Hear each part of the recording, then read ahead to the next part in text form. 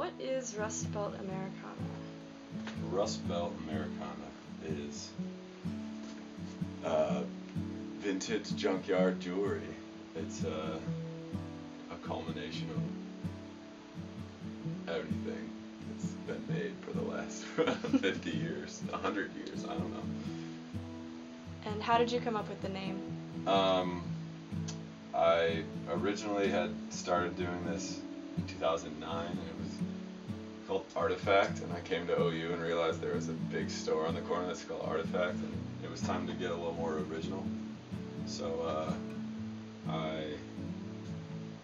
I don't know, kind of asked around and realized where my surroundings, and we're in the Rust Belt, and what I'm selling is all Americana, Ohio in 1958. It's Americana.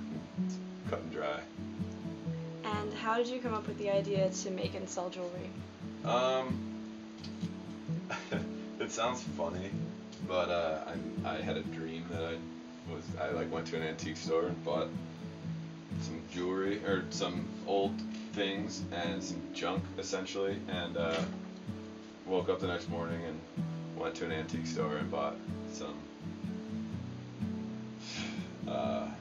relics, and just been putting them on the rope and stuff ever since.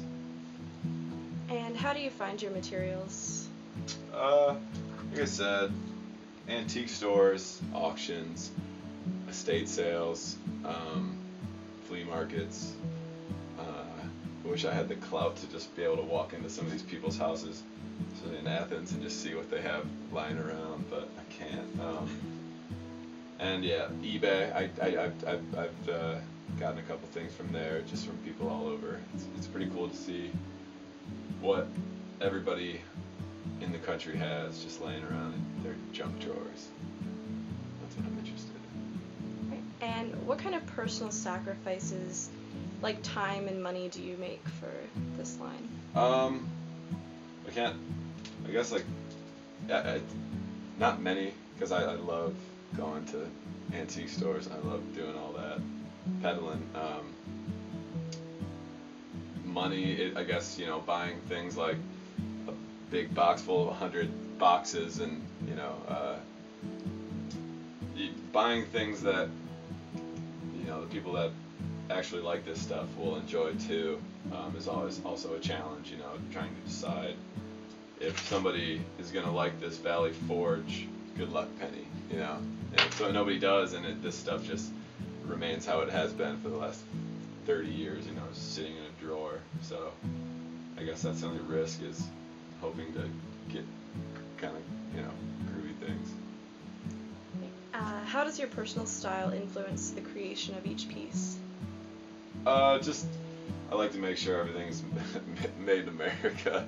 That's really the only thing that I care about. I'm sure that I have made things in the past that weren't, but I like things that were made here in the States, or that represent something from the States. Everything, even these wooden nickels, it's Brookville Pharmacy, and everything that I have in here is from a certain place at a certain time. That's kind of my only standard. And how are you working to expand your customer base? I've been just doing a lot of networking. I have an Etsy page. Then I recently just made a Facebook page for the what I'm doing, and that's gotten a couple hundred or 100 and something likes, and that's pretty dynamite. I'm just online always and networking always, and I've done a couple of street fairs back on Lake Erie, where I'm from, in Fremont, and doing the Mother's Market here, and just trying to do farmers markets and do things like that, and talk to people and let them know that this kind of stuff is around. And what does your jewelry line offer to customers that others might not? I think a story. I've never made anything that didn't come along with a story, and I try to write those, as graphically as I can, in my descriptions online and everything. But, for instance, like I had earlier, this Ohio disabled veterans tag from 1949.